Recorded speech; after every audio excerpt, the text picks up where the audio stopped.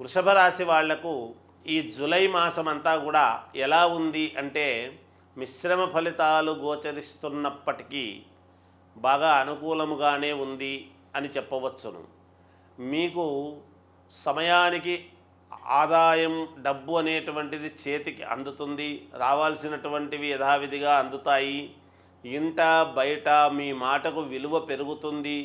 మీకు సంఘములో సమాజములో గౌరవ ప్రతిష్టలు అనేటువంటివి కూడా పెరుగుతాయి గాక. ఏది ఏమైనా మీ మాటకు తిరుగు లేకుండా ఏది చెబితే అది ఉన్నది ఉన్నట్టుగా చేసుకొని వెళ్ళేటువంటి పరిస్థితులు ఏర్పడతాయి. అలాగే దైవ సన్నిధి అనేటువంటిది, దైవానికి సంబంధించినటువంటి ఉత్సవాలలో పాల్గొనటము కానీ లేదా పూజా కార్యక్రమాలలో మీ వంతు సహకారము సహాయ సహకారాలు అందజేయడం లాంటివి జరుగుతాయి. వ్యాపారాలలో కూడా కొత్త మెళుకువలు ఏమిటి అనేటువంటి దాని గురించి ఆలోచన చేసి ఆలోచన చేయడమే కాకుండా ఆచరణాత్మకమైనటువంటి నిర్ణయాలు మీరు తీసుకోగలుగుతారుగాక. ఆచరణలో కూడా పెడతారు ముందుకు వెళ్ళటానికి. మామూలుగా అనుకోవడం మాత్రమే అని కాకుండా అది ఆచరణకు కావాల్సినటువంటి నిర్ణయాలు తీసుకొని ఒక ముందుకు వెళ్ళేటువంటి విధానముగా ఉండబోతూ ఉన్నది.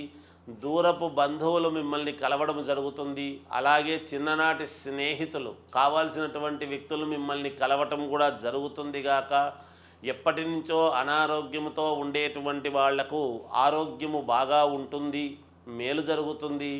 అలాగే వస్త్ర దుకాణాల వాళ్లకు, ఈ రాశి వాళ్లకు చాలా మేలు జరిగే అవకాశము ఉన్నది.